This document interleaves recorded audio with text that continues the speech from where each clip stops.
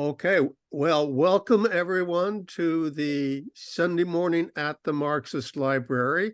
It is Sunday morning here in Oakland for most of us that are in Oakland, but I know we have people from around the country and across the world attending our session. So welcome whatever time it is. We have a very good program for you today, but as you know, our program was put on by the Institute for the Critical Study of Society at the Nebel Proctor Marxist Library, and we were formed to further the goals of the Marxist Library, that is to keep alive the written tradition of Karl Marx and develop his eyes and apply them to the modern world, because the ideas of Marx are as relevant for understanding current class struggles as they have been for the past. And as a group, we are all inspired by the 11th thesis on Marx's 11th thesis on Feuerbach, namely that the philosophers have only interpreted the world in various ways. The point, however, is to change it. And our speaker today is one of our own, Raj Sahai, who exemplifies this Marxian principle. He has been very active in political events here and in his native India, and he's one of the mainstays of our program here, of our program committee. So we all are very excited that he has consented to talk about his native land. He's going to talk about India in the era of multipolarity. And as we know, we need to reinterpret the world in terms of this multipolar characteristic. We're moving out of the old system where in the United States called all the shots. And now we have a multipolar world in which other countries, and we hope are starting to play a more active role. And we're very optimistic about what India's role in this will be. And we're very fortunate to have Raj, who is a native of India, but came to, I believe, Chicago in his youth, and therefore is a longtime resident and citizen of the United States. And he's also a founding member of the ICSS and our program committee. So, Raj, it's all yours. And you have, Thank you, 45 to 60 minutes. Okay, thank you. I will take about 60 minutes. I'll try to stick to the text. So I've written it down. I'll be reading it, otherwise I will never finish. So I have put down in the chat the 6 sections roughly in which my talk is divided. The first is introduction. I begin there. India's role in the emerging multipolar world was a display in the recently completed G20 meeting in New Delhi, which was presided over by the Indian Prime Minister Narendra Modi. Russia's Foreign Minister Lavrov, Chinese Premier Li Qiang joined the Delhi's G20 meeting. India managed to get all members of the G20 to agree on 7 major issues. First, not to criticize Russia on Ukraine war, instead call for peace. 2, make African Union, which has 55 countries, a full permanent member, like the EU, which has 28 members. Third, members of G20 to pursue tripling renewable energy capacity globally by 2030 to 30% of all energy produced, and phase down coal power. Fourth, all G20 members to agree to equitable growth and enhancing of macroeconomic and financial stability. The fifth point was all G20 members to reaffirm April 2021 exchange rate commitment made by G20 finance ministers and central bank governors. In other words, don't use foreign exchange as a manipulating thing for advantage to yourself, your own country. Sixth point, all G20 members to endorse Financial Stability Board's recommendations for regulation and supervision of crypto assets and its activities. And the seventh point, all G20 members to renew commitment to discourage protectionism and market distorting practices. So, indeed, the G20 Delhi summit was a success from India's point of view. It has also raised Modi's prestige inside India as the Indian mass media broadcasted it, this spectacular event with all its pomp and show. So in the BRICS summit before that in August, 1 month earlier, South Africa, it was held in Johannesburg, South Africa. BRICS expanded to include 6 more countries, and India is a member of BRICS. So these 6 countries are Argentina, Egypt, Ethiopia, Iran, Saudi Arabia, and the UAE. BRICS does not have any of the G7 members. France wanted to join, but was turned down. G7 member countries are USA, Canada, Japan, UK, Germany, France, and Italy. G7 focuses on geopolitics, global trade, finance, and the environment. BRICS does not actually focus on geopolitics. It's not in its purpose. It will be more accurate to call the G7 an association of neocolonialists who use liberal democracy and human rights as means to dominate and exploit the rest of the world, in my opinion. BRICS Association, on the other hand, consists of formerly colonized and semi-colonized countries aiming for cooperation to develop some insularity against G7 interference by various mechanisms that they do. Trade and trading in local currency and perhaps eventually a common currency are goals of BRICS Association. So their goals are more limited, unlike G7.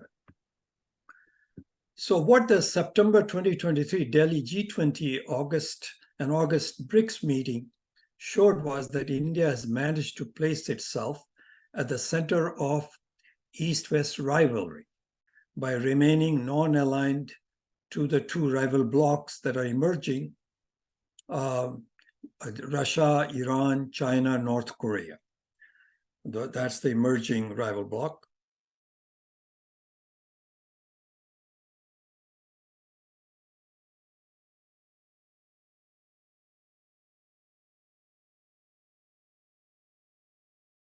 Unmute myself. Okay. All right, back to my speaking.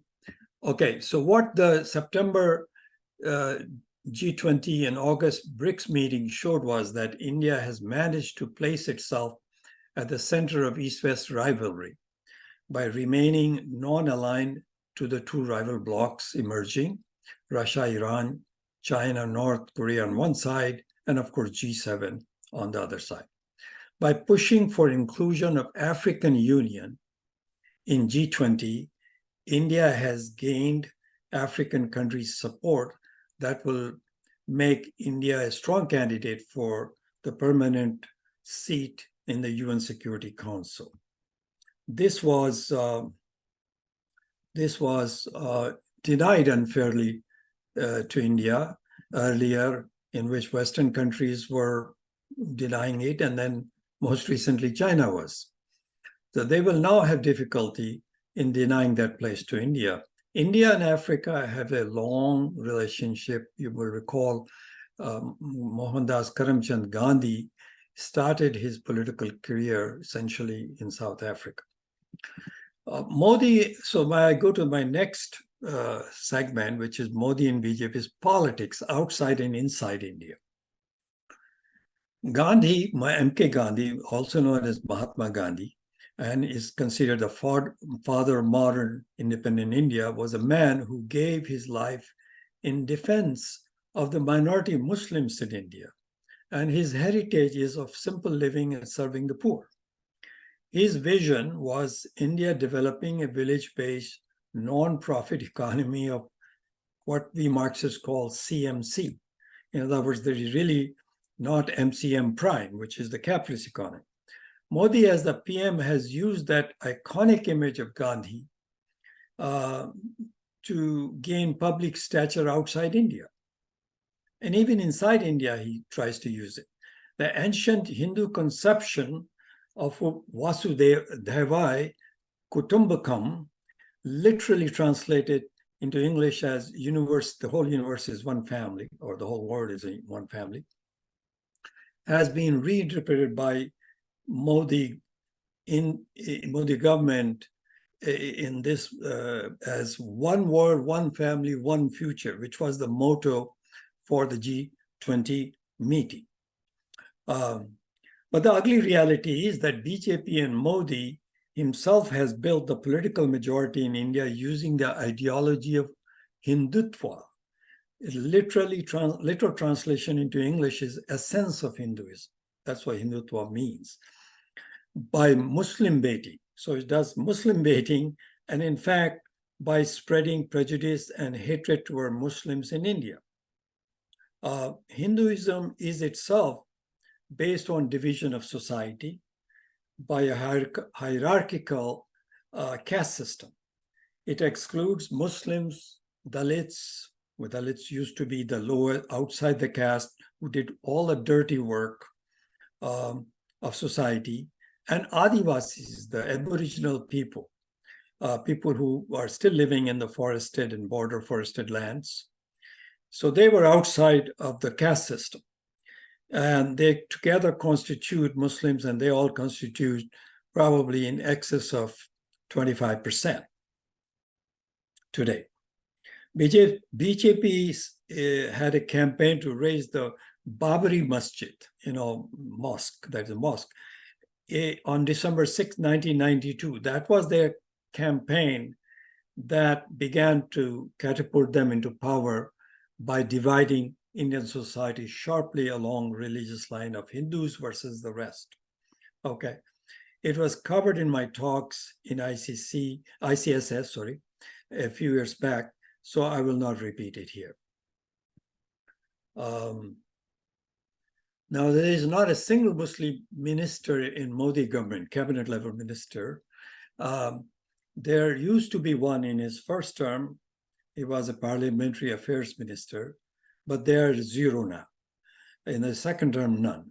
There is one Muslim state governor, which basically gets appointed by the president, but really behind the president, the power is that of the executive, which is the prime minister.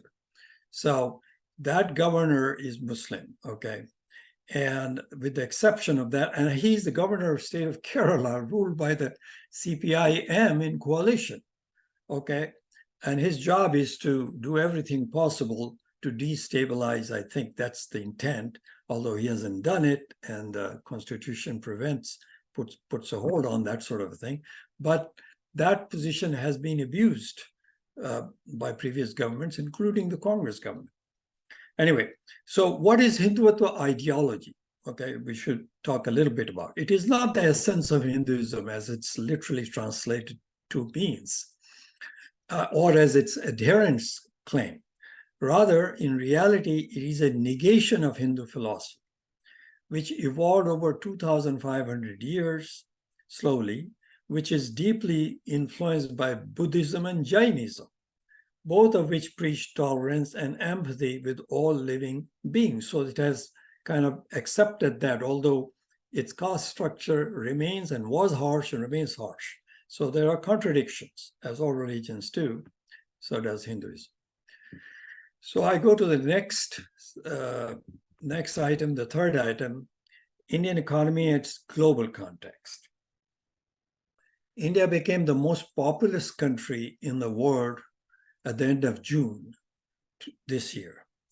At 1.43 billion people on July 1, 223, by UN estimate, it was already larger than China's population by around 3 million.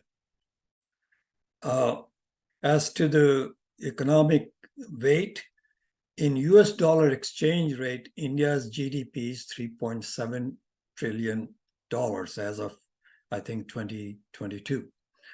And it is the fifth largest in the world today, behind US, which is almost 27 trillion, China 19.4, Japan 4.4, Germany 4.3 trillion.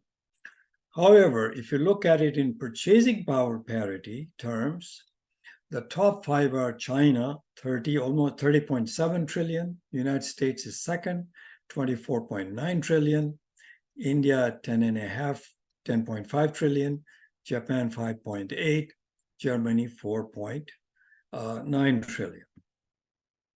So India has gained heft in global economy. And no matter what kind of economy it is, and it is a capitalist economy, it has some weight now. The finance minister of India claims Indian economy is projected to grow by 7.8% in the current year, which starts, I think, in April 2023 and goes through March 30th, 2024. That's a rate higher than China's 5% projected growth in similar period. And by 2027, India is projected to become the third largest economy in the world in US dollar exchange terms also. At that point, it will extend its lead over Japan and Germany, etc. German economy, as you know, is not doing well right now. Okay, but there are economists, both in India and US, who question the Indian government's claim of a projected growth rate of 7.8%, pointing to how exports are diminishing. I mean, exports are not keeping up, they're coming down, and production growth is slowing down. And in any case, the peculiarity of the current stage of capitalism, which I term as, and I think many of us do that, as a monopoly stage of capitalism, is that economic growth is not increasing employment. Sometimes it's diminishing employment because of automation. And the prosperity is not increasing for the vast majority, as we know here already in the US. A similar thing is going on. So people 90% of people in India economically are not happy, but they have been fed this glorious Hindu civilization thing very successfully by the BJP so far. So I come to the next point, I think the fourth point, which is global capitalism today and the Indian working class. The Indian population age group under 24 is 607 million. The next largest age group is 25 to 44, which numbers 434 million. So the working class size is over 500 million already, and second largest after China's. This gives a possibility of rapid growth in the next 2 decades in India. But just as has been China's, so also Indian economic growth will be the growth of capitalist economy.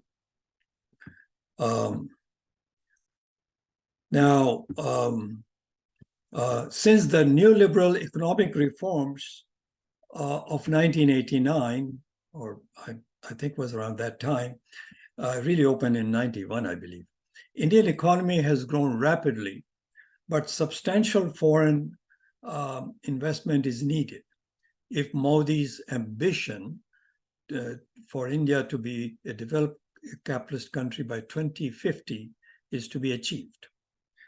Modi has energetically sought foreign investment, and this campaign is called Make in India. Make in India.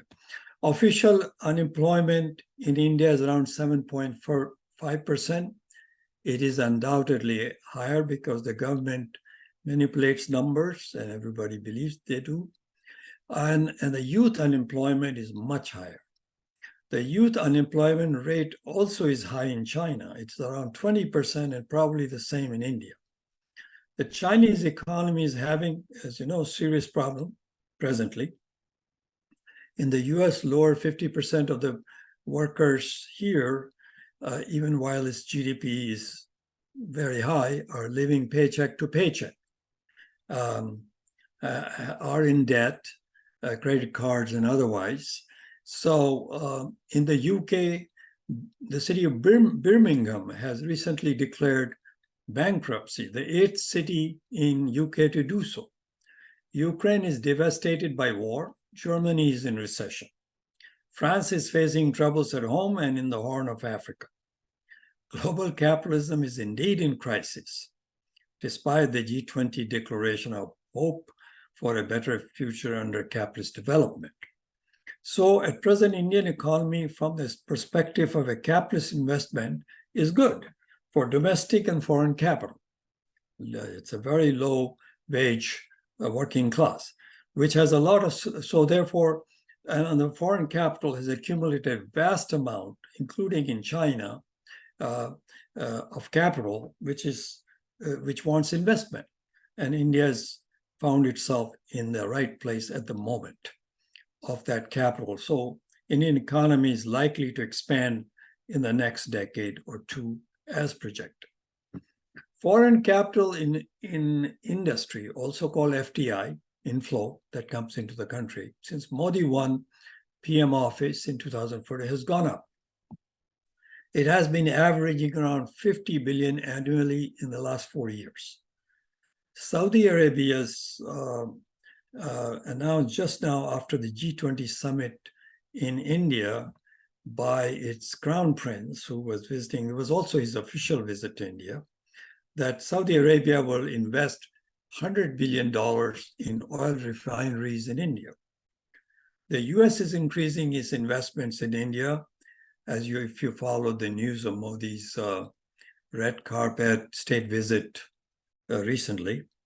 So now I go into my next subheading, subtitle, which is Nature of Modi-led BJP Model of Development.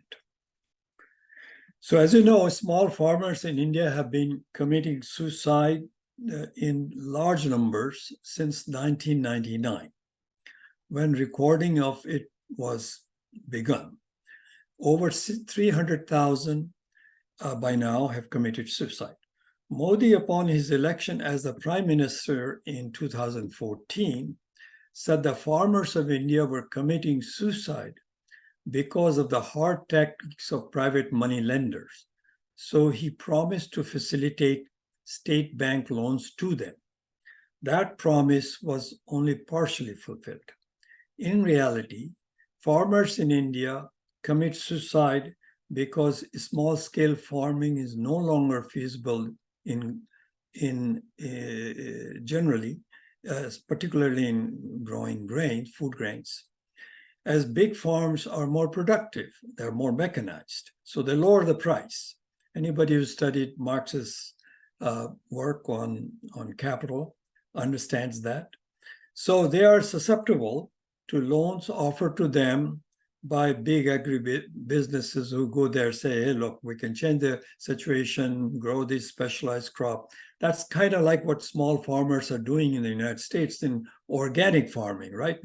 Which well-to-do people in the United States, they want to live much longer lives, so they buy organic food. Something similar they have promised in India, the big pharma, big agribusiness, okay? And so they grow what in India is known as cash crops, means crops that can bring them big money and high prices. So, but they don't control, these small farmers don't control the markets. The market fluctuations often do not bear out that result. And then they find themselves unable to pay back the loan. The loan companies send goons, and the farmers commit suicide. Okay, so that's the dialectic of that situation. Modi's solution has not done much to alleviate. So that was a failure. In 2016, within 2 years of Modi becoming the prime minister, while I was visiting India, Modi government announced demonetization of the highest value currency bill of 500 rupees. It happened while I was in an actually moving railway car. I got a call that, you know, and I was carrying a lot of it. Obviously, that's the largest currency. I cashed $1,000 at Delhi airport, got it all in 500, highest denomination, so as to make it less of a burden to carry. And I put it in my brief suitcase. And that's what I was going to spend during my trip there. Most of the times I'm staying with friends and so family, so I don't pay for that. They take care of my food, etc. So I had $1,000, and all of a sudden it was useless. I couldn't, and I couldn't even pay the porter and so forth. You know, suitcases are heavy, and train stations are not easy. It's not like here that you can just roll everything out. So, suddenly, at that time, credit cards were not accepted in most small businesses. That has changed now. There are other electronic transactions going on now. So suddenly, I, along with millions of small businesses and homeowners in India, found themselves stuck. Banks did not have enough of low-value currency at hand because it was done suddenly without Modi telling everybody, because he didn't want it to be leaking out. As a result, millions of small businesses were destroyed or damaged badly. The move, however, helped the big business, you know, monopoly business, big corporation, which operate with bank checks, credit lines, and credit cards. Modi government in 2019, in another bold move, removed Article 370 of Indian Constitution. Modi is known for bold moves, if nothing else. Okay, so he removed Article 370 of Indian Constitution that had given the state of Jammu and Kashmir a significant autonomy and made Jammu and Kashmir region a centrally administered state. By doing so, he just removed it, 370, and then he divided it into the government divided into three parts. When I say Modi, that I mean Modi government. So it was divided into Jammu, Kashmir Valley, and Ladakh, which is in the north, adjoining China. Ladakh is up there. Pakistan has long contested Indian claim on Kashmir Valley, which has 95% Muslim majority. In reaction to this move, and this actually made it much more difficult for Pakistan because it basically integrated Jammu and Kashmir totally into Indian Union. There's it has no other status left but be a state, these states in India. So China tried to punish India on behalf of its client state, Pakistan, by pushing its soldiers into Indian-controlled territory at the line of actual control, or LAC. That was established after 1962 border war between China and India. Dozens of soldiers of both sides died, you know, Chinese and Indian, but fortunately, gunfire was not exchanged. Border tensions have been high since then. Both China and India have moved heavy weapons and fighter bombers close to their Himalayan common border afterwards. China also claims and continues to claim the entire state of Arunachal Pradesh of India, in the eastern part of India, as its territory, and calls it South Tibet. So there's a lot of tension between India and China. Besides, they are also rivals as two major powers in Asia. Another of Modi's major reforms of Indian economy was to make the farm products free from minimum purchase price. I mean, these are grains, which today is controlled by Association of producers, small producers, they are small and medium producers, region by region, to not allow it to go below their cost of production and a minimum profit rate. Otherwise, the large agribusiness will drive them out. This bill passed in Parliament, where BJP has absolute majority in the second term, but farmers struggled very hard against it for an entire year and forced the government to withdraw it. But in industry, communication, software, monopoly capitalists have enlarged their fortunes during Modi's 9 years. And they were doing it before also, but now new monopolists have arisen. One of them is Gautam Adani, and the other is Mukesh Ambani. Ambani actually had risen in the time of Indira Gandhi, but became much larger and much larger under Modi now. There are others that also arose since 1991. Neoliberal economic policy opened the economy. And the older ones, Tata, Birla, and a few others that existed for a long time also benefited, and especially since 2014. So in return, all these monopoly capitalists and a handful of other large corporate money money bags go to political parties, which is their funding to political parties, it goes 80% to BJP and the rest to other parties. The Communist parties obviously don't get any of that. Now, let's focus on one guy who emerged, Gautam Adani, the monopoly capitalist closest to Modi and from his home state of Gujarat. He has become the third richest man in the world during Modi's last 9 years as the PM. He's from Gujarat, where he was an entrepreneur. Recently, he has been accused by two separate international watchdog organizations of manipulating the stock market by having family and friends acquire stocks in his companies fraudulently, based outside the country, violating the Indian law that requires 25% of the stocks be owned by small investors.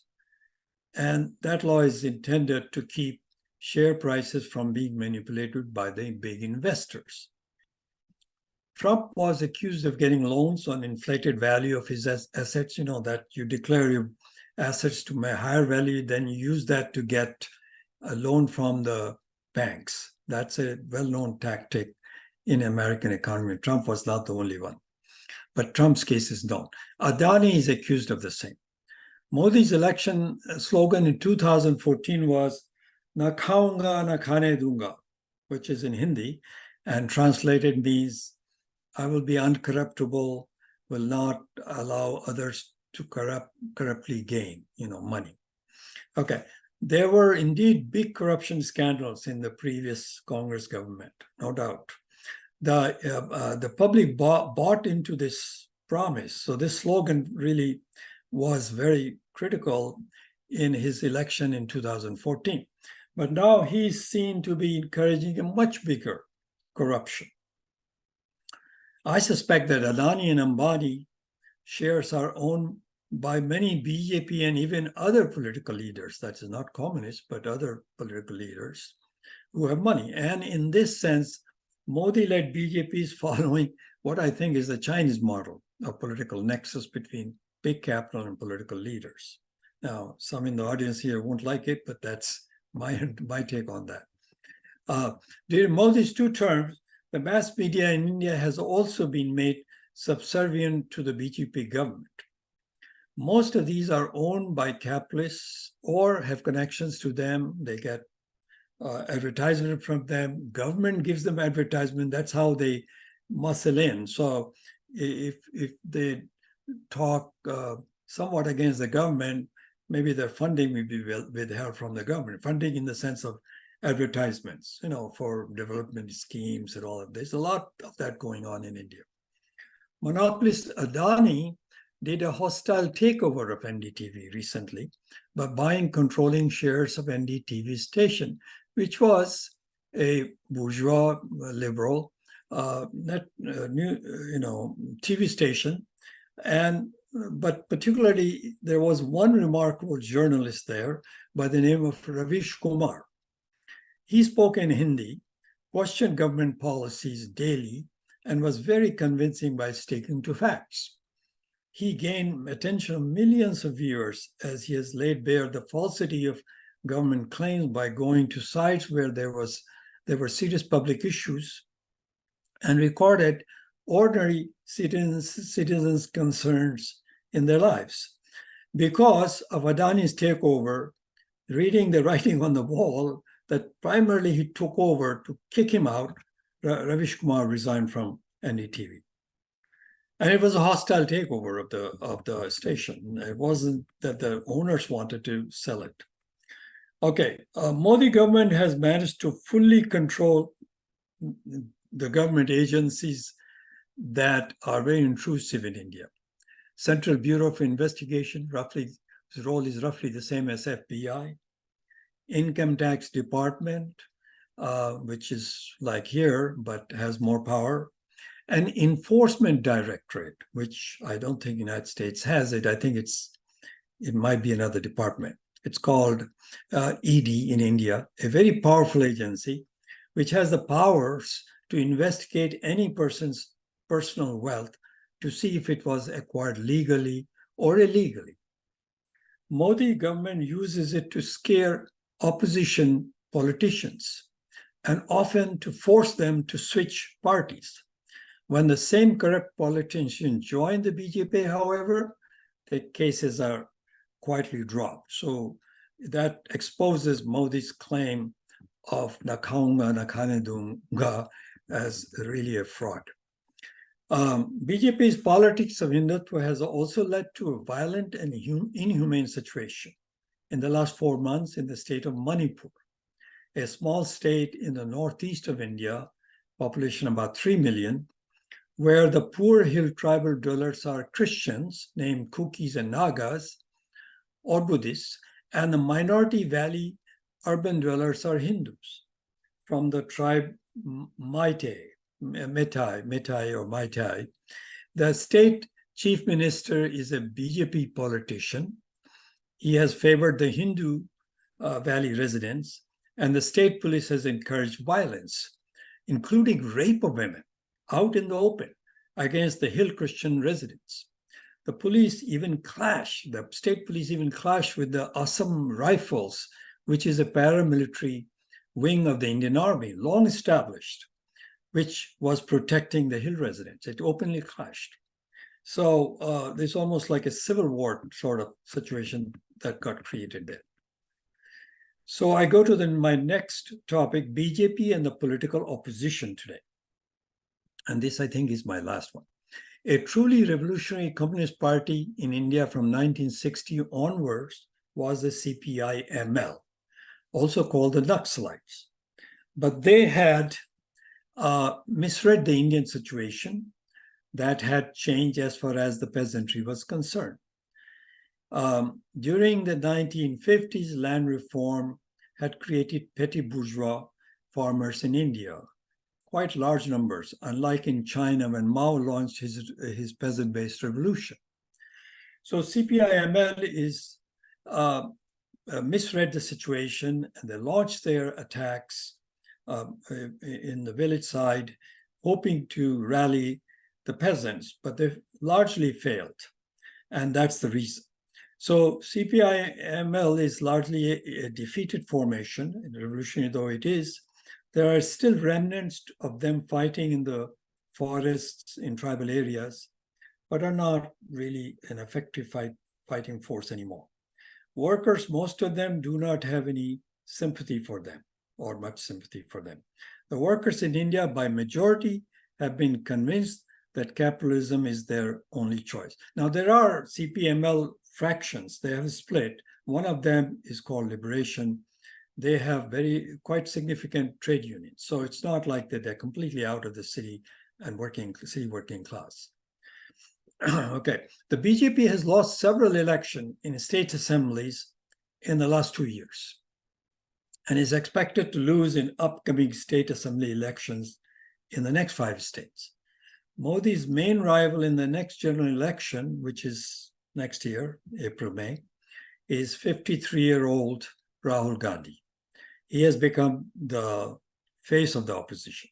He's the grandson of Indira Gandhi, great-grandson of Nehru, the first Prime Minister of India, and he's son of Rajiv Gandhi, the man, Prime Minister who was killed in office by the Tamil Tigers. Both his father, Rajiv Gandhi, and grandmother were assassinated. So that has an impact on him. Obviously, any young man growing with that kind of background will have it. He was awkward in public speaking in his early political life.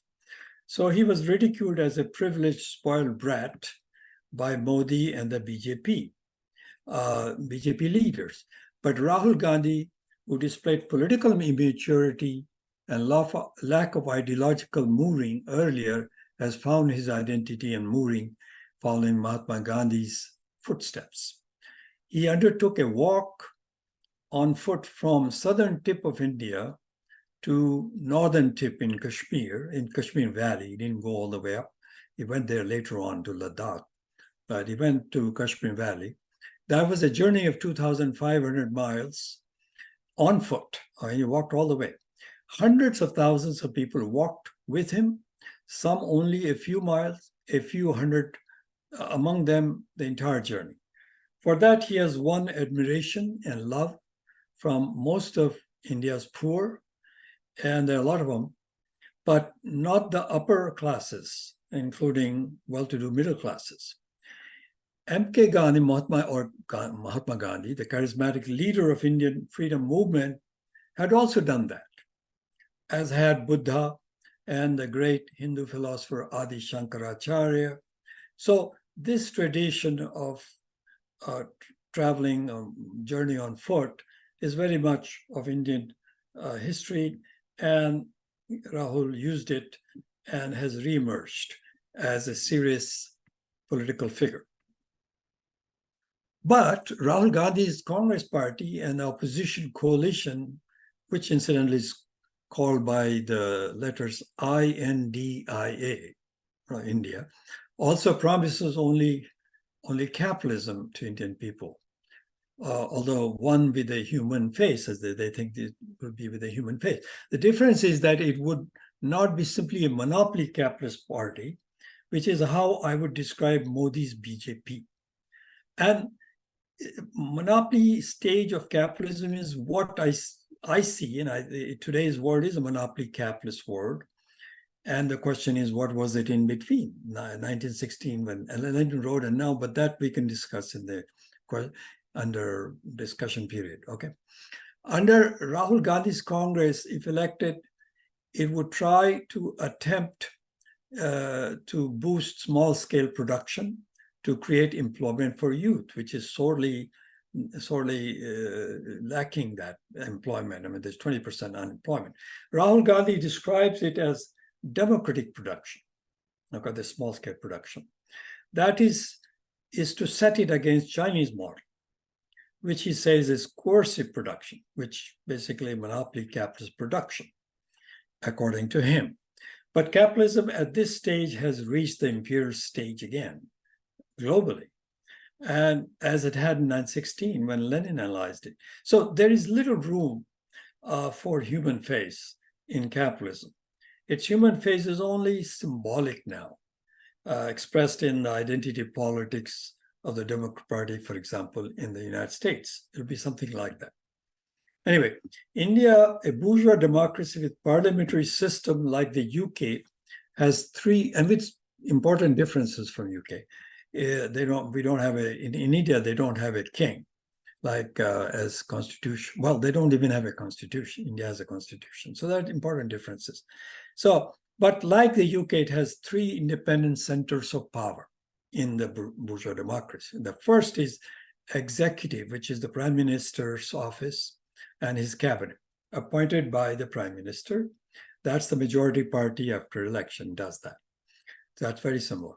The second is the parliament, like England, where the opposition leader, opposition elected leader, confronts the government on issues of public interest. The third is the judiciary, the highest of which is the Supreme Court in India. But like here, but unlike the US, Supreme Court of India can sometimes, when needed, do its own investigation to make the government accountable. So it is a more powerful third element of democracy. Indeed, they have said they are going to do that in Manipur if the state fails to do the investigation, which they were not doing properly because they're trying to cover up their own misdeeds there. Anyway, and the fourth element is an independent media. Never independent of class, of course. It's a class-based media. It doesn't really represent the working class, but independent of one-party control. So independent means it reflects several parties' interests in there. Modi has ignored the parliament, where his party has an absolute majority, has 303 seats out of 543. BJP seats are 303. And with its allied parties have 353 seats, just 9 short of the absolute two-third majority of 362, which will allow Modi, provided his allies went along, to change the Indian constitution from its secular moorings to one that makes India a Hindu country, where minorities then would not have equality even by the Constitution of India. Now, it's not likely the allied parties will go along, so it's not that easy that it gets 9 more seats and automatically can do it. But Modi is a very determined man, and he does not want to give up power at any cost. And that's the situation right now. So Modi has undermined the parliamentary system. I'm going to try to finish in the next 10 minutes at the most. Modi has undermined the parliamentary system already and has ignored the opposition, enacting laws without sufficient debate, as it should happen, and without taking into account opposition views, which should happen. I have described how Modi has mustered very substantial control on media and state institutions. He also tried to make the judiciary conform to his governance and has succeeded to some extent. But the current Supreme Court is showing some independence now, as it is headed now by a very strong-minded judge. But if Modi succeeds in changing the constitution by getting to two-third majority, judiciary would be of no help, because constitution cannot go over the constitution. It only can interpret it, right? So general elections in India are due in April, May 2024, as I said. Modi may call early elections, as it seems the opposition parties split in the past elections, now sensing mortal danger, have united in a coalition called India, which includes all 5 major communist parties that participate in elections. That's CPIM or CPM, that's same name. CPI, that's the original Communist Party of India. Forward Bloc, that's in the eastern part of India. Revolutionary Socialist Party, and CPIML, Liberation Wing. Why are they joining bourgeois and social democrats in this popular front?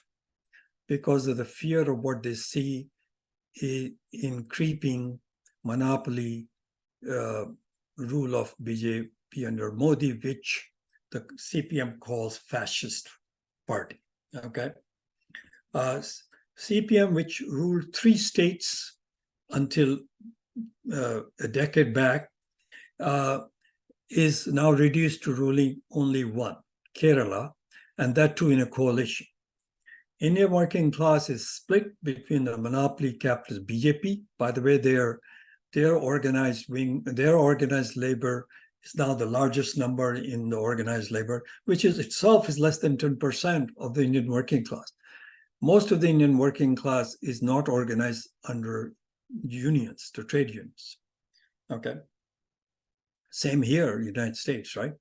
So CPI, CPM, CPML, okay, they are all in this group. BJP has pushed through some schemes to help the very poor households with food and fuel. So its populism is not all based on just slogans. Although Hindutva slogan and glory to Hindu Rashtra, Hindu country is what they use to come to power and maintain themselves in power. But it's materialist situation with 2/3 of the 3/4 of the people not doing well threatens its electoral success. Okay, that's the basis of the opposition has a hope. Modi-led BJP is currently attempting to wrest control of the last thing, that is the election commission, which in India is pretty independent historically, but he's doing it. Modi is trying to do it by kicking out the Chief Justice of India as the third member of a 3-person commission that appoints the Chief Election Commissioner. And one of them is the majority party person, that would be Modi in that. The other is the opposition leader. In this case, it'll either be Rahul Gandhi or the head of Congress party, Kharge. And the third one is Chief Justice Chandrachud. Okay, Chandrachud, and he was trying to kick out the third person and then install one more person from the government, which means 2 out of 3 will be BJP people. And then the person they get to be the chief election commissioner would basically do their bidding. That means whenever there is some kind of distortion going on, practices that would not lead to fair election, he could let it go or block the opposition from doing what BJP is doing.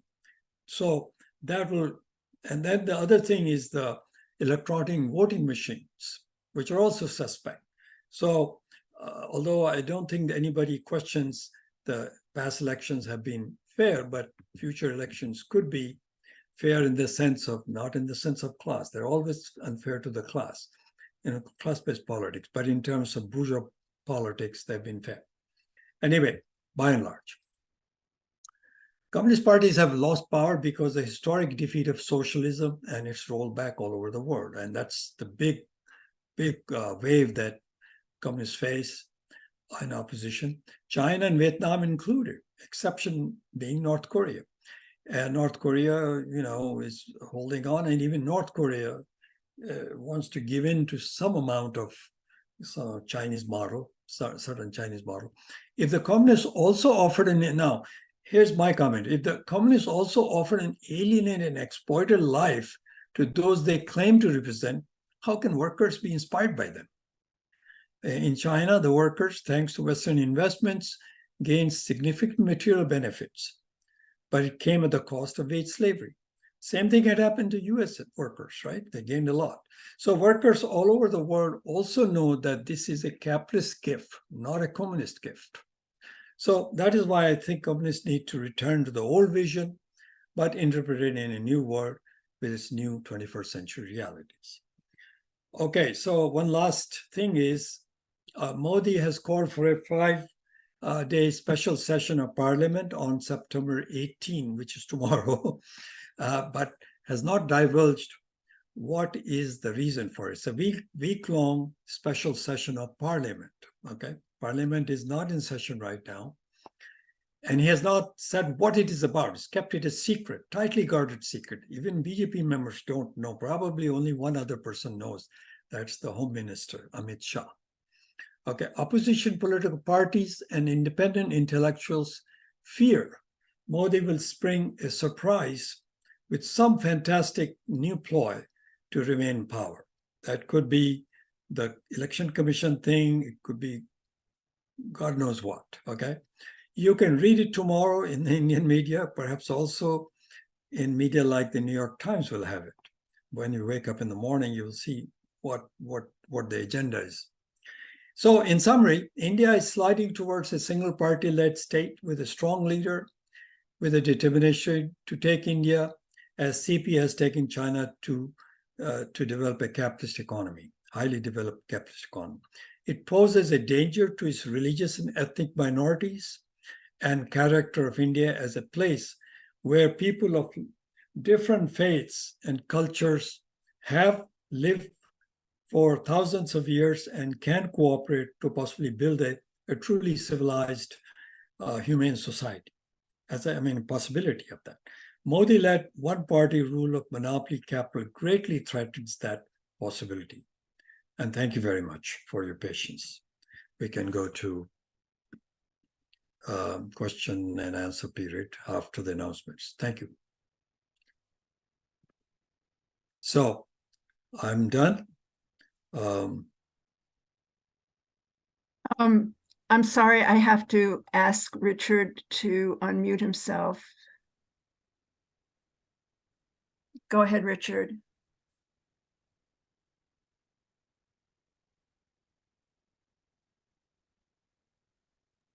Unmute, Richard. Thank you, Raj. Before we go to question and answers, we'll have some announcements, but specifically the plans for our next sessions. Jean, can you give us some information on upcoming presentations? You need to unmute. You need to allow. I'm Yeah. sorry. I'm sorry. Okay, go ahead, Jean. Oh, no, sorry. Okay, I think everybody can unmute themselves now. Okay. I'm unmuted. Yeah. Well, actually, next week we have Laura Wells is going to be speaking on various things. Laura is with us, and maybe she can say a few things. Laura, are you unmuted? I'm kind of.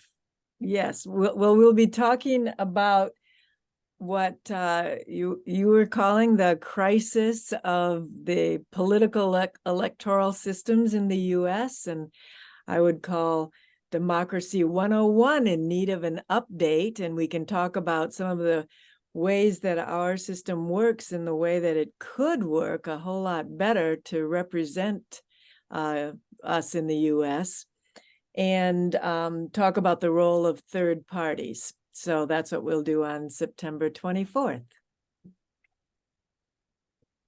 Okay, thank you, Laura, and we're looking forward to that.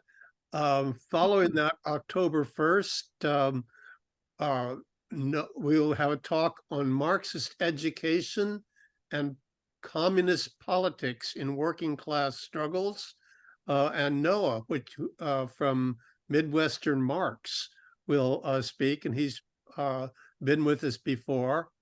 And October 8th, we have Ceasefire Korea, this tragic split and its contemporary implications with Mark Albertson, who has spoken before and will give us a very comprehensive view. So that's what's coming up. And Richard is here. So thank you. Thank you, Jean. Before we go on, I want to remind people who didn't know about it already that to look at our website, ICSSmarx.org, ICSSmarx.org. A lot of information and access to previous programs that are recorded, ways that you can contact the planning committee, and we particularly urge people who want to volunteer to make a presentation or have ideas for presentation to contact us. You know, the planning committee can't do everything ourselves, and you know, we hope that this is an interactive community. So I urge people to volunteer and suggest programs. And also, if you want to donate money, you can do that too. So with that, we'll go on to question and answers. I'd like to ask people to limit their initial comments to 2 minutes. And once we go through the first round, maybe we'll loosen that up. But for now, let's do that. If you want to speak, please raise your hand through the reactions thing button below at the bottom of your screen, and I'll try and call people in the order that they have raised their hands. Currently, we have three hands raised: Sharon, Janet, and Norma. So we'll take them in that order. Go ahead, Sharon. Thank you so much, Raj. That was really a lot of information and food for thought. I have no doubt that what you say is true, that Modi is trying to institute a one-party rule. But, you know, and you quoted one of the communist factions as saying, calling the BJP fascist. You know, that word is thrown around so much these days by leftists and everybody else that it's very confusing and to know exactly what it means. You know, people call Trump fascist as if the Democratic Party has no authoritarian tendencies at all. And so I was wondering if you could speak more precisely about what that means and how the opposition is trying, whether it's the Popular Front or the Congress Party, or how are people who are opposed to Modi trying to resist that? And the other comment I just wanted to, I wonder if this is true. So elections in the United States are largely controlled at the state level, as we all know. Is that not true in India? Is this election commission the only body that controls all the elections across the country? Thank you. Yes, so the last one, yes. The election commission conducts elections all over the country. India has a very large population like China, so it happens over a period of time. Yes, they do. And state elections are held at different times. So election commission is very important in India because it's a long process, and the variation in people's cultural life is very different, from Aboriginal people who participate to highly educated, sophisticated city people. So to do a election, so that's how it is done. Now, as to the other question, fascism, I go by Dimitrov's definition of fascism myself. I didn't say BJP is fascist. It is CPIM. I hesitate to call it fascist because then suddenly you're thrown into European fascism.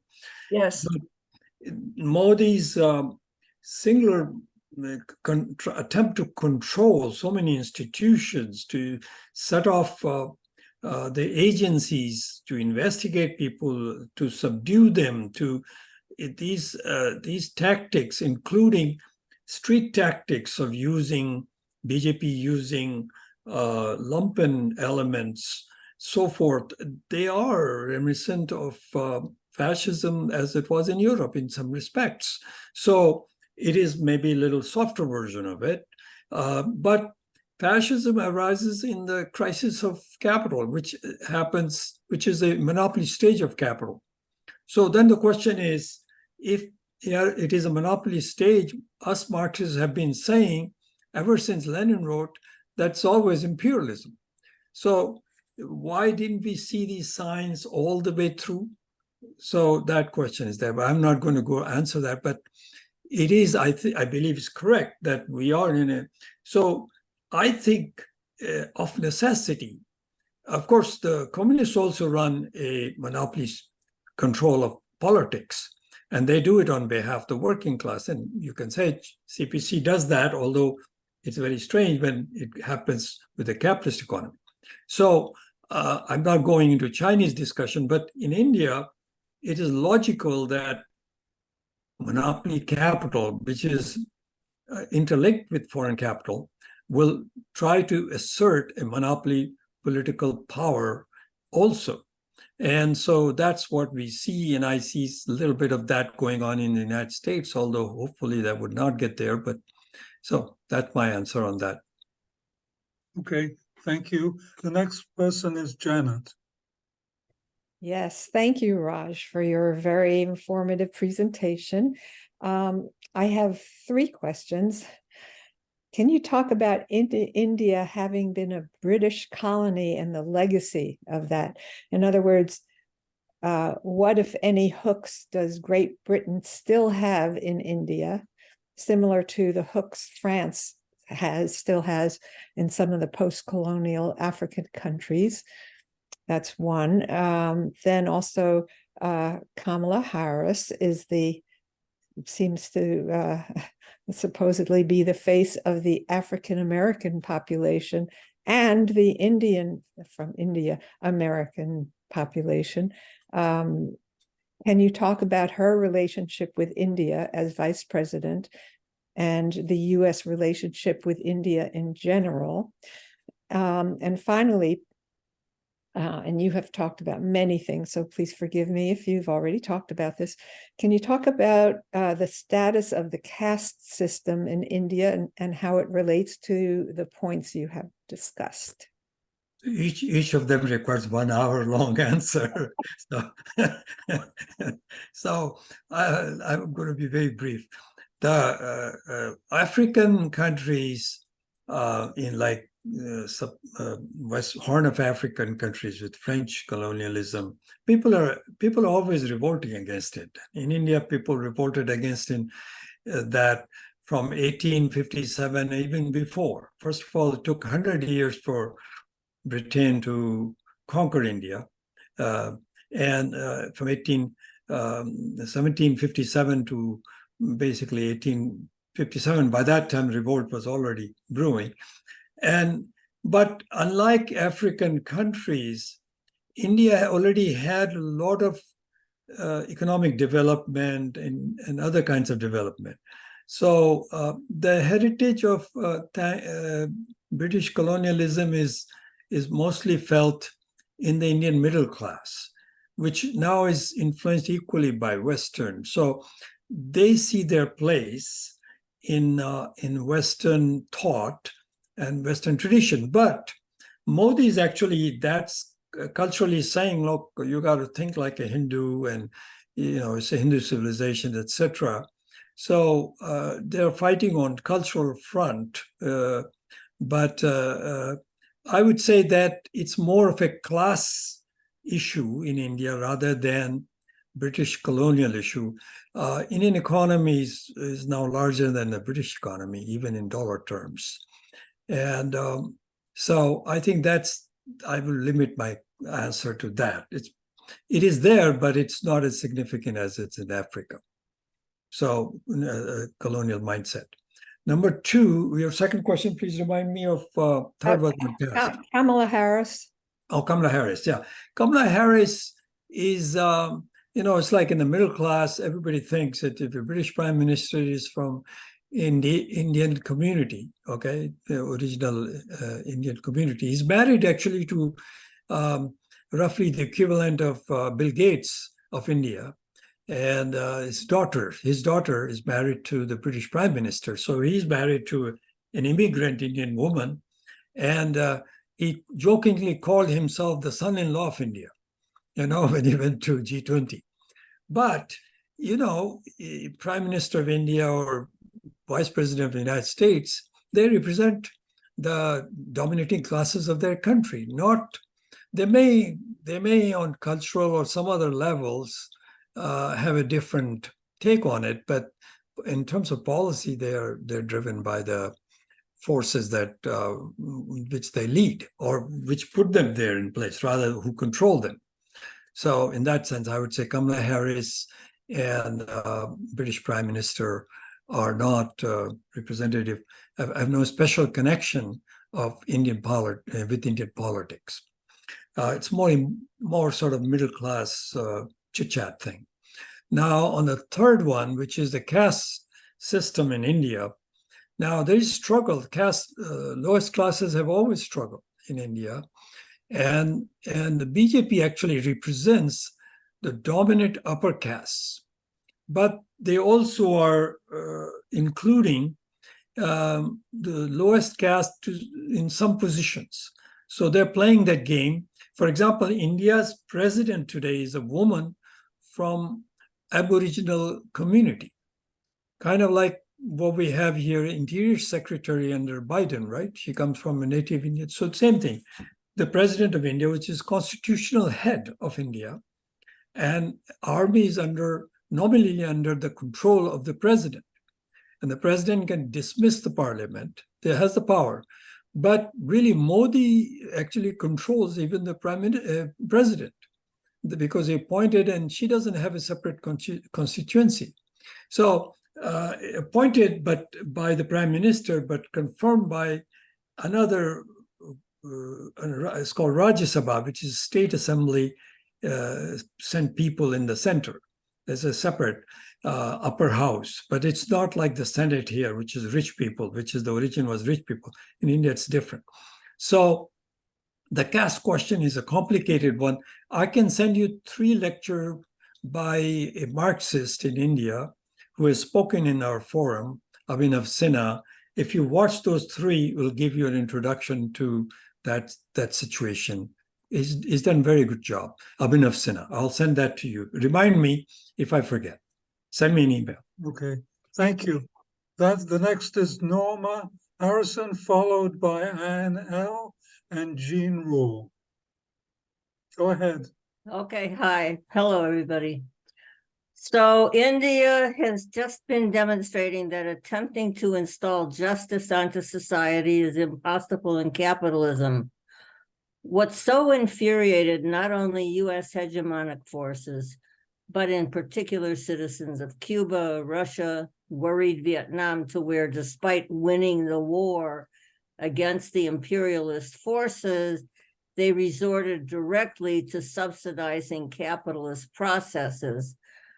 What so infuriated communist-going countries, better off citizens, has been removal of their ability to own established property to those few individuals. Ending those, land distribution, etc., enraged the moneyed populations who were able to mount military resistance to these programs, at least for a while, after the revolutionary victories. This gave the fodder to USian constant lies about what goes on in struggle to build communism. Now confusion has so overtaken even the sometimes supportive left that they cannot work to protect the struggle to work to build socialism, communism. They've gone to support against the communist revolution and for the fight against it, in particular via the Ukraine/Western hegemony. They've found numerous language to defend their misalliance, largely originated from US electeds, buoyed by constant injection of Madison Avenue style of so-called news injections.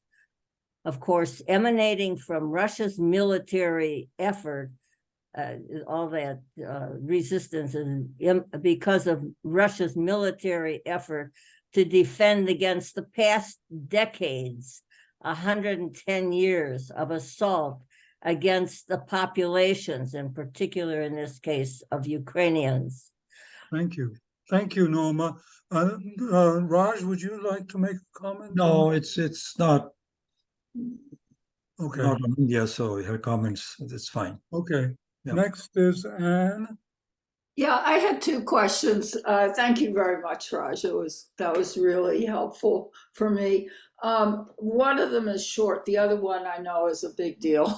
So, but the short one is I remember at the time with G20 the final resolution about the Ukraine and not being critical, calling for world peace and so forth. And I'm just wondering if you had any insight into the US reaction about that, and how that went down. And then the second question, which is much bigger, I think, but you might have a good, quick response, is what the relationship is between monopoly capitalism in the stage and neoliberalism. Yeah, those two. Both very good questions. The first one is very interesting because the United States signed on, right, to the declaration. So the United States is the one that would never give up calling Russia the aggressors, unprovoked aggression into Ukraine. Here it is signing off, just not calling Russia the aggressor, and which they had done in the previous G20 meeting in Indonesia. Okay, here Modi was able to do it. Now, what happened? I mean, Modi came to visit and has strengthened ties with the United States also, because India sees China as its rival and also its border tensions and all that. So I think it was United States that actually wanted to help India, Modi, gain this victory that he's successfully done that. And because if it opposed it, it's not as if, so there will be no declaration on that, right? In other words, it'll muddle the whole thing up and nothing will change. So I think the US played its hand very carefully and let Modi take the credit of doing this, okay? While it will continue to do what it wants in Ukraine. But Modi also, for his part, has followed actually as much as he attacks Nehru and Gandhi family, you know, that family whose great-grandson is now Rahul Gandhi. He attacks them as, you know, people who cater to Muslims and so forth. He actually is sort of following Nehru's foreign policy of non-alignment. So he is very careful on that. And because it doesn't help to take side with blocs. It has a relationship of military and economic ties with Russia, which are very old, with the United States wants to build because a lot of investment can still come from the United States and balances of China. So I think Modi played pretty smart on this one. And Indian diplomacy was, they've done well. They actually went through many, many rounds. So that's the first question that I can sort of give an answer. Your second one, will you remind me again? That was Yeah, it was about the connection between monopoly capitalism and neoliberalism. Okay. Neoliberalism. Okay, so neoliberalism is really, it came because capitalism reached a point in the 1970s that it could not sustain sufficient, its functioning as it was with sufficient profit rate. So it had to push back the working class gains that were made in all Western countries, because these were the major capitalist countries. And now there was no Soviet Union, or Soviet Union was weakened. So they came up with the new idea. And China was willing to play along, or Chinese leaders thought there was something to be gained, and they in fact did gain, the investments of this surplus capital, which is what takes you to monopoly stage. So neoliberalism was a solution for getting off the crisis stage of monopoly capital. And it worked for maybe 2 decades, okay, 90s, and by 2010, at the most, is less than 20 years, it recreated the same problem. Because now, in addition to Western capital accumulation, which continued, also Chinese accumulation, much bigger, but also Indian accumulation. So capital, once again, reached that monopoly stage very quickly. And so neoliberalism was a way, I think, they tried to subvert the working class resistance, succeeded it, but it reasserted monopoly stage, the crisis once again. That's how I see it. Thank you. The next is Jean, and after that we have open. So please, if anybody has thoughts about a question or comment, please raise your hand. Go ahead, Gene. Well, okay, Raj, thanks so much for your talk. Very comprehensive and insightful, but I have to confess, I find Indian politics probably even more confusing than American politics, and not necessarily, well, but what I'd like to do is, we talked a little bit about this. I'd like to step back just a little bit, and I referred to this book by Andrew Gunder Frank, Reorient, saying that what's happening in the world today is a process of reorient in which India and China were pushed backwards by the United States, by the West, in the process of China had 100 years of humiliation, and Indian foreign minister, I think, or diplomat says, well, India had 200 years of humiliation. But now these countries are reasserting themselves, and they're going to be dominant players in world politics, like it or not. And there's basically nothing that the America, United States, and the West can do about it, because, well, China is 4 times the United States, and as is India in terms of population. And they're going to dominate the world in the future, like it or not. And a corollary to that, which we talked a little bit last time with Sarah Flounders, is that's a good thing. The influence of China and India is positive in terms of shifting to a multipolar world in which United States doesn't call the shots, and the shots the United States calls are usually bad ones. So any comments you care to make, I'd really be interested. Thank you. Yeah, so I partly agree with you. And the thing is that, but when I also want to sort of be true to Mark Lenin's position on it.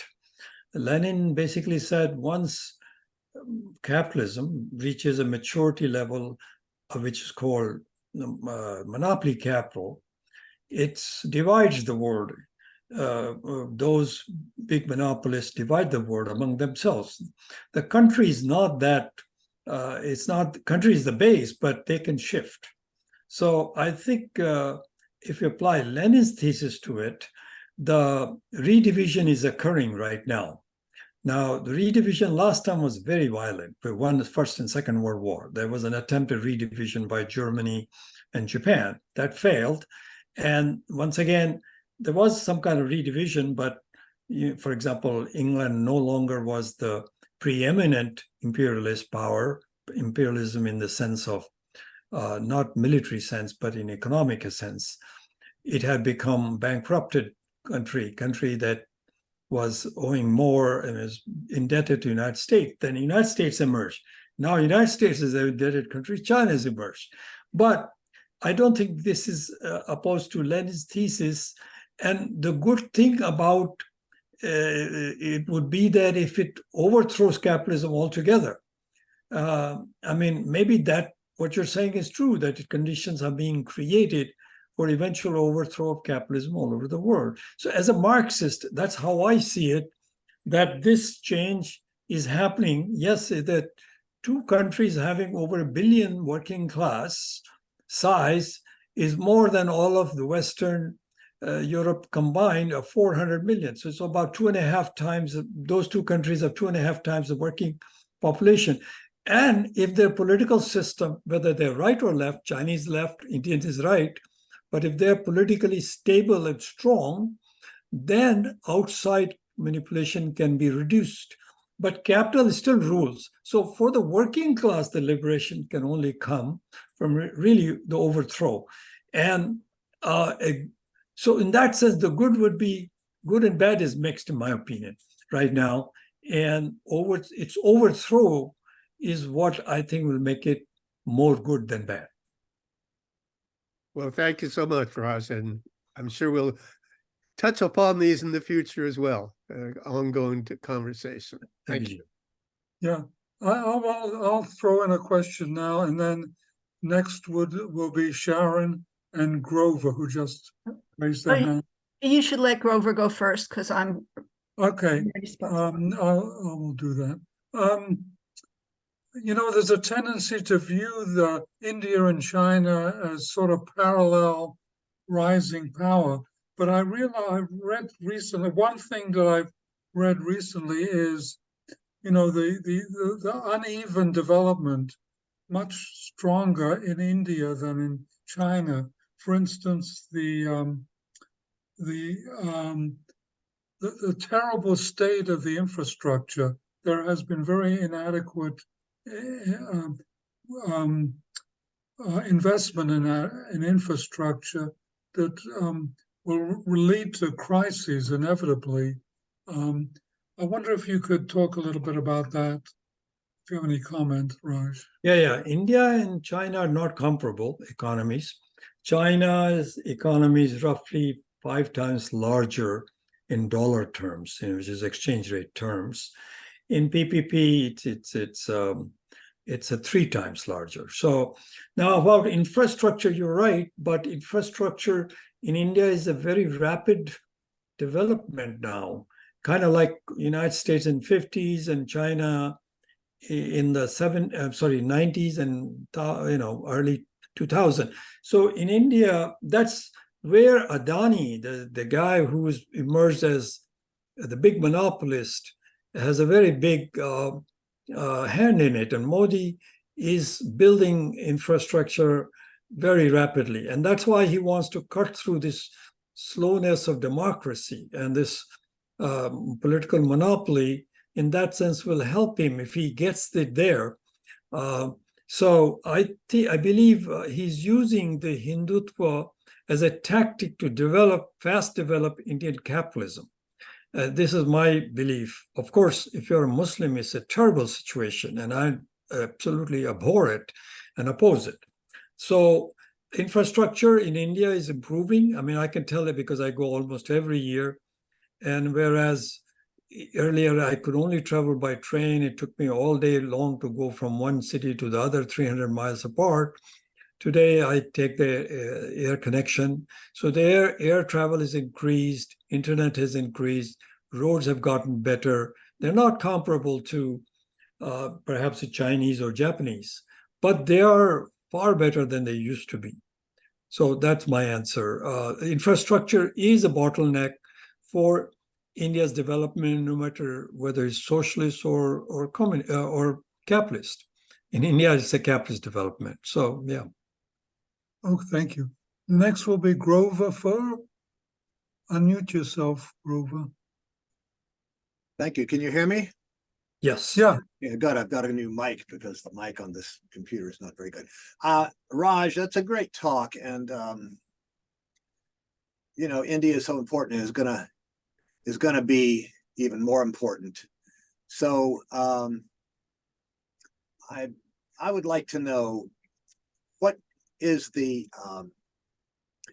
the left, and if possible, specifically the communist reaction among communist or revolutionary oriented Marxists in India to Modi's policies. I think that in the long run, we think that kind of reaction from the communist side, from the revolutionary Marxists, is going to be critical.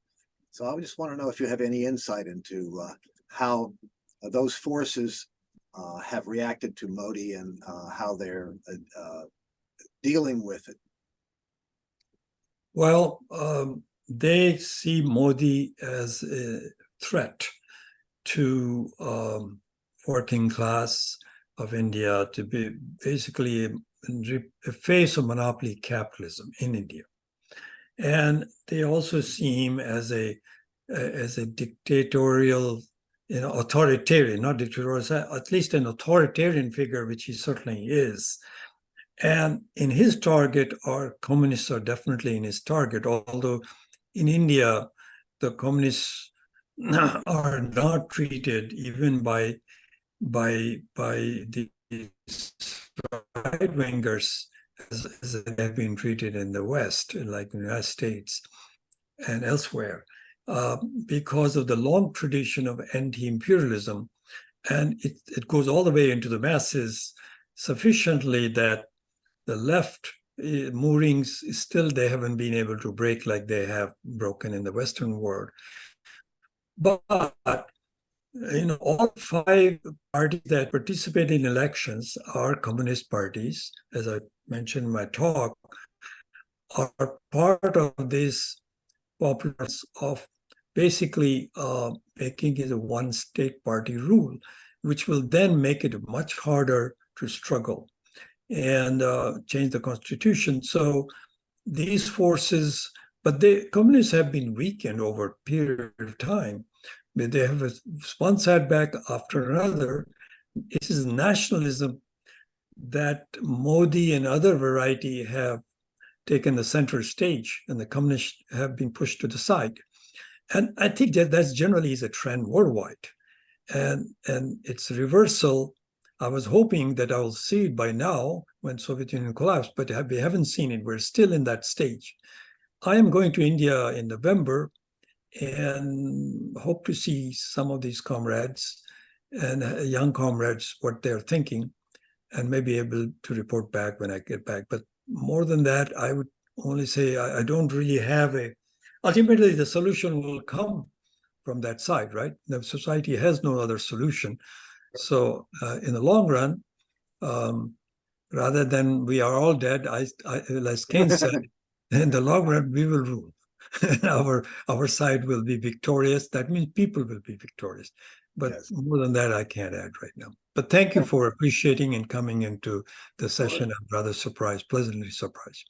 Okay, thank you for your talk. It's a very, very informative. Thank you. Thank you. Go ahead, Sharon Ross. Thank you. So Raj, I think this extends from what Grover asked. So you said that the communists were in political control of 3 states, but now it's reduced to just 1 state, and it's actually not, they don't have total control. And I was always thinking, my goodness, I couldn't even imagine what it would mean for communists to have be in control, in power in a particular state in the United States. So my understanding is that to the extent that they could, when they did have power in those particular places, they were working on some socialist goals, creating communal agriculture and equal distribution of education and other reforms that you could call socialist or moving towards socialism. And I was wondering whether you could elaborate a little bit on that. And then, the fact that the Chinese Communist Party has had state power since 1949, means that they have been able to lift so many 100 million of people out of abject poverty that we're not even counting now. It used to be, we would say 300 million. Then a few years later, we said 400 million. I think recently I've heard 700 million. And what does that mean? It doesn't mean that all those people are what we consider to be middle class, but they have eliminated or on the road to eliminating abject poverty and hunger. And I don't think that, the communists would have to take state power in India for that to happen there. Yeah. So yes, that definitely is an achievement in China. That absolute poverty is now literally eliminated in China. That I think CPC should get credit for that. But even Modi in India, it takes credit for that in India. They have reduced, they have not eliminated, but greatly reduced abject poverty. Now, I would say that Keynesianism within capitalism also moved in that direction. Okay, Keynesianism said, okay, it helps the capitalist economy if you employ and give distribution or money. Somehow, if the poorest have some money, they'll spend on necessities. And therefore, you can have production that it actually helps capitalism to some extent. So capitalism has two tendencies. One is to undermine itself. That's a contradiction of capital. So Keynesianism and other forms come in and say, okay, let's modify it a little bit. Okay. And I think Chinese modification is perhaps much more so than Keynesian. But the fact is, both in India and China, the mode of production is largely capitalist. That means that, okay, you eliminate absolute poverty, okay, that's a good thing. But the relative poverty actually increases. And Marx doesn't talk about absolute poverty removal as the goal. I mean, it's a good thing along the way. I mean, everybody should be able to live, at least survive as a human being to some, I mean, at least physically. Now, but we're talking about liberation from the bondage. And in that sense, I think the whole communist project has had a setback ever since, I guess, Stalin's death. When the system in Soviet Union began to change, and then when Deng Xiao's reform. So on one hand, Deng Xiao's reform has done very well for China. China has become a very powerful economy, and I'm happy that that's so. But the point is, it is still is that system of production that has not been overthrown. And in India, it's farther away from that. So in Indian condition is actually not as good. But I mean, if significant investment came in under capitalist mode of production, India will get somewhere like China too. So I think may not be the same, but it'll be rough and dirty along that way. That's how I see it.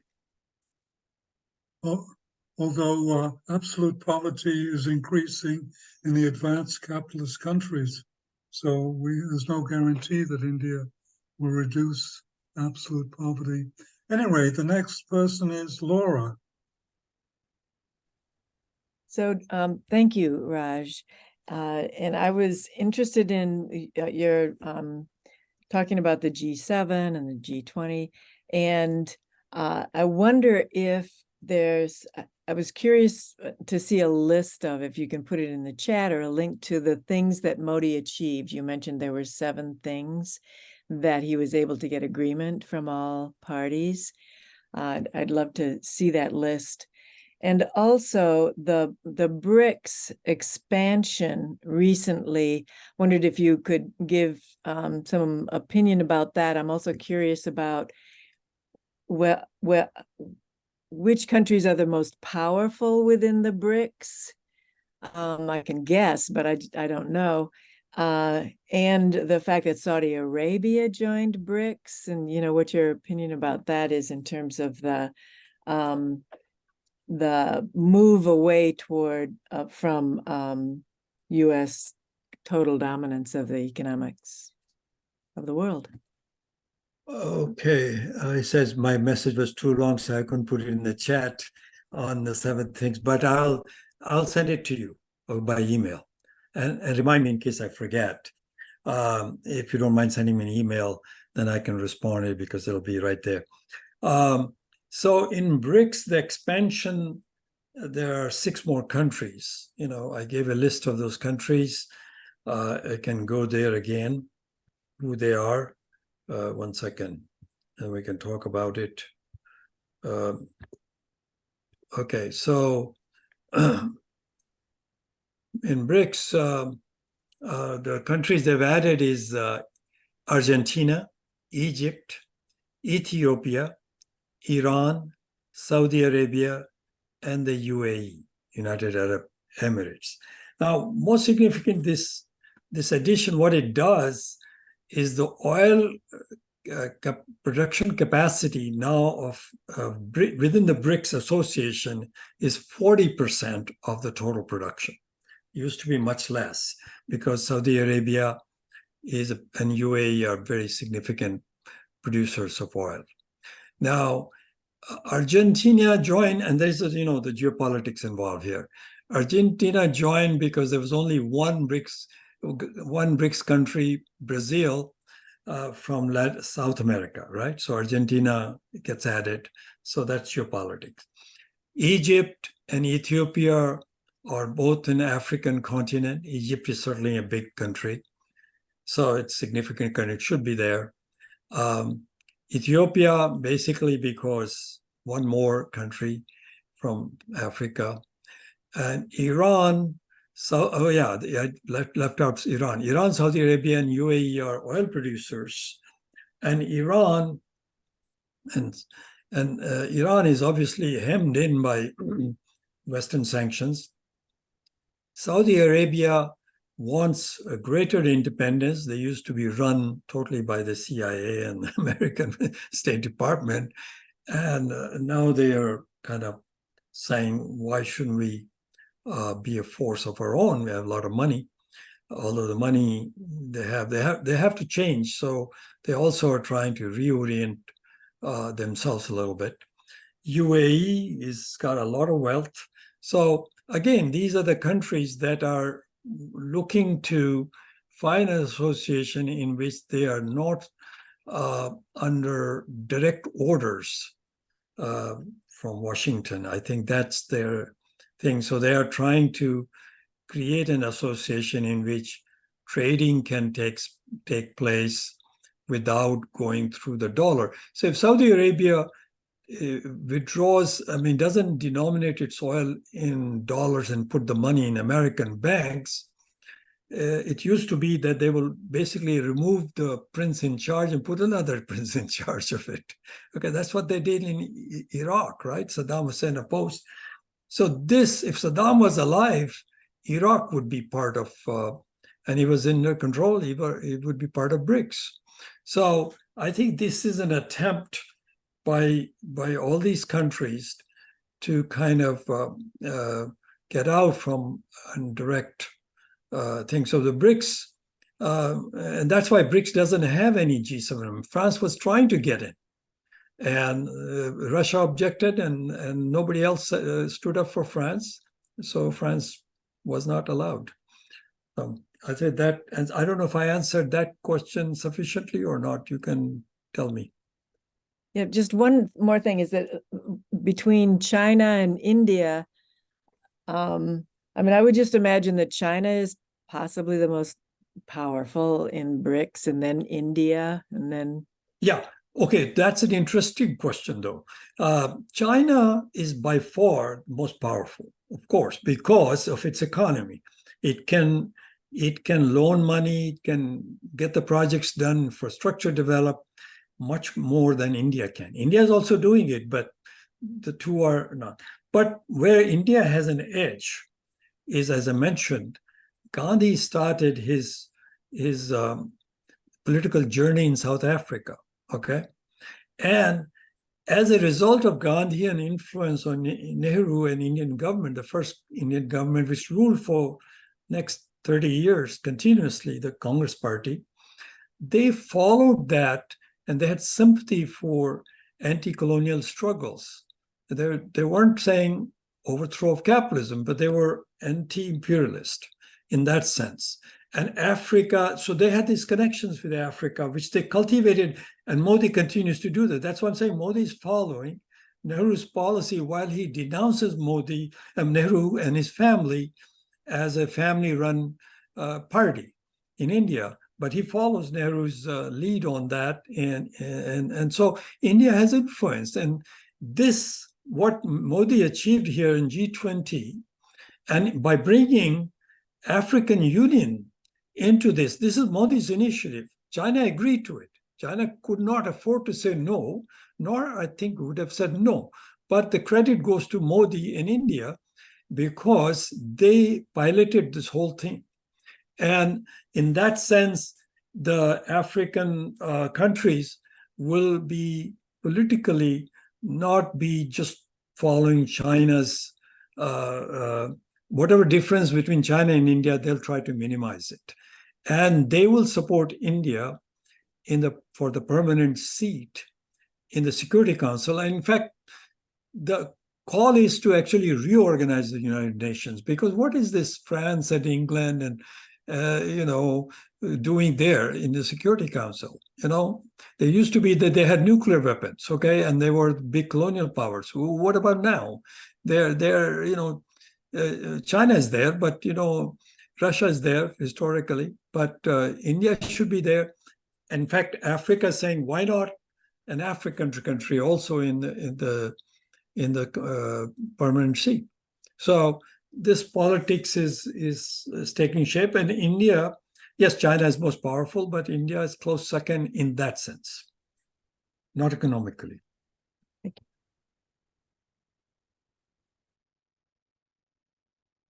Yeah, somebody asked, Janet asked this question here, if somebody's raised in here, doesn't Russia have a huge influence in BRICS, at least because of its natural resources? Actually, more than that. Russia also, like India, because of Soviet Union, which supported anti-imperial, anti-colonial struggles in Africa, has indebtedness of African people. They know that Russia never colonized them. So India, because of Gandhi and in foreign policy under Nehru, and Russia because of its history. Although after 91, the governments in Russia did not pay attention to Africa, but Putin has corrected that, and both because of it can also sell its weapons in South Africa. So South Africa, each individual country's military needs can be fulfilled, not just simply from one or two other countries, but also from Russia. And yes, actually, supplier of food is very significant. Russia and Ukraine were a supplier of grains to Africa. And that was mentioned in G20, that war is preventing, I didn't get into that, but that has been hurting the poorest countries of the world, this Ukraine-Russia war. Well, thank you. We have another question from... Yeah, one thing I wanted to say about Richard, about absolute poverty. Yeah, the absolute poverty in USA may be increasing. Poverty in general is increasing in the lower half. Absolutely, you're right. But that's the dynamics of capital. It can build in India what it built here before it destroys. I mean, that's the contradiction of capital. It moves into India, and then it will say, okay, we lifted so many people out of poverty. Of course, relative poverty keeps on increasing. But at the end, that relative poverty also leads to absolute poverty. So capitalism cannot be taken as a vehicle for communism, in my opinion.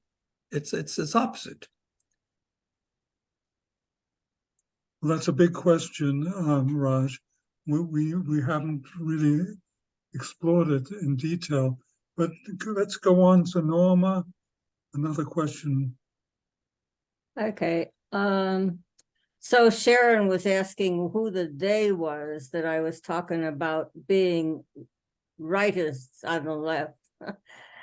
And I want to remind people, I think we pretty much had some contact with Carlos Garrido on the purity fetish and the crisis of Western Marxism. I think that talks about what we're concerned about. So many people have been sitting in judgment against the achievements of communist and socialist going nations. Oh, they did this wrong, they did that wrong, so forth and so on, which, probably was correct at a correct analysis, but it doesn't mean that what they were doing was wrong. It meant that they keep meeting the stumbling blocks of the leftovers of the power of capitalism. I've been telling people, as you might already know, that our owners are right to be so hysterical over, bad terms. Our owners are right. Oh, crud. Hold on. That they have to be afraid of the continuing progression of communism and socialism. And that's what they're so horrid, abusive, warmongering because of. And, you know, communism and socialism are happening everywhere. It's just coming in. People know it's people's natural reaction. And there's been so much liberation by the recent struggles of the past 110 years. Comment, Raj? No, I would say that, you know, Carlos's work is trying to unite the communists in the United States, the left, rather than fracture over fighting over who's purer than the other. That is correct, I agree, but ultimately the big question that needs to be considered by communists, which was clarified by Marx, is capitalism is a relationship between classes, an exploitative relationship. As long as it is there, you cannot bring about what Marx said the human society needs to go towards and yearns for centuries have struggled to get towards. So there are there's a contradiction. This is a favorite of mine, and that is that the work for communism, for socialism, changes people. They become another form, almost a species difference, but they become different. They know stuff. One of the people I was just reading, I forget which, talking about, well, that nation educated its people, as in the great opposite of how to treat your people in a nation. When people were made to have what they call education, you know, schooling going on, and literature and the arts, and how Russia did that, for example. That Norma, your total minutes have doubled now. That's fine. That's Other fine. people need to. We're almost at the end. Well, I said what I needed to say. Go ahead, Jean. You have to unmute yourself, Jean. Okay, I'm unmuted now, I think. Yeah. Yeah, well, again, thanks for all this. It's good discussion. I wanted to say something about the Belt and Road, or ask something about the Belt and Road, but I also wanted to mention, you know, Marx talked about, you know, the transition from capitalism to socialism is not instantaneously. There's a lower phase of capitalism and a higher phase of capitalism, and these are socialism, the first phase and second phase, which the first phase we now call socialism, and the higher phase is communism. And also Stalin talked about a specific socialist mode of production that occurs in the Soviet Union and elsewhere, I'd say in China, where you don't have this law of capitalism in charge. Instead, you have the law of socialism, which is balanced development and elimination of poverty and all these sorts of things. So I just wanted to throw that out and see if you want to comment on either or both of those. Well, I agree that it's a long process. I may not be able to agree with you on where each country is headed and whether it has to go through the same stage. But in the long run, you know, one has to overthrow capitalism, because capitalism basically right now is threatening humanity from different angles. Ecology, environmental degradation and ecology of the planet, which has partly changed the climate. And so consumerism, which is offered as a solution to get out of the crisis, is leading to all these other problems. Disintegration of societies, disintegration of families, all this is going on under this mode of production. Now, if you think this process is not happening in some countries that are formerly communist, maybe they're happening at slower rate, but they are happening. So all I'm saying is, in the long run, I agree with you. We know what our goal is. Maybe this tutor, in your opinion, is necessary, and I don't have the wisdom to say it isn't. But you and I can agree on the longer goal. Yeah, and Okay, note that thank China you. has done a lot in terms of trying to reverse the climatic changes in terms of reforestation, massive structure and green technology, and so forth. And just want to throw that out. Yeah, But and I have to say that China has not attacked countries. I mean, that, despite its whatever mode of production is taken capital mode of production, but it has not become like most Western countries became. So, maybe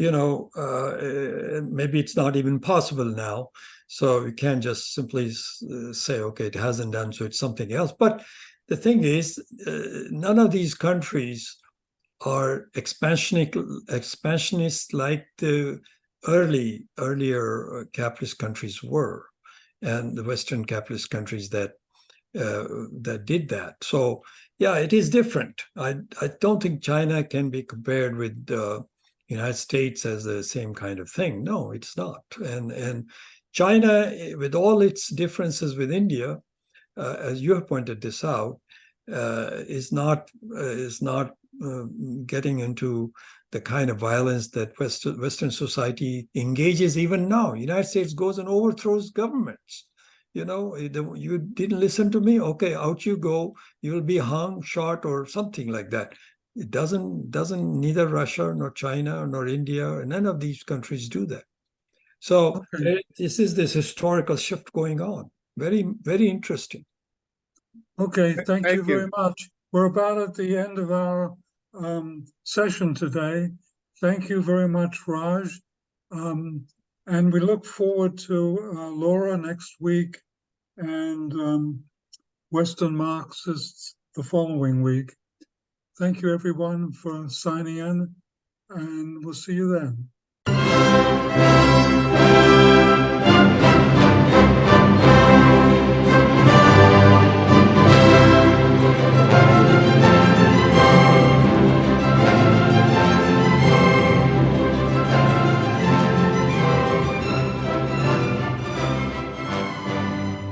Institute for the Critical Study of Society at the Nebel Proctor Marxist Library receives no corporate funding, nor do we have any paid staff. We rely on the support of working class folks that share our commitment to the socialist legacy of Karl Marx. We continue to need funds to meet necessary expenses. Since we can no longer pass the hat at our in-person forums, please send contributions to our treasurer, either online via PayPal or by check. The PayPal ID is ICSS Sunday, SUNDAY, @yahoo.com. And the name is Richard Fallenbaum. And checks may be made out to Richard Fallenbaum and sent to him at 1225 Nielsen Street, Berkeley, California, 94706. Fallenbaum is spelled Fallenbaum. To donate directly to the Marxist Library, send a check to the Nebel Proctor Marxist Library at 6501 Telegraph Avenue, Oakland, California, 94609, or directly or donate online at www.paypal.me/npml. For information, write to npml at marxistlibr.org, and the website is marxistlibr.org.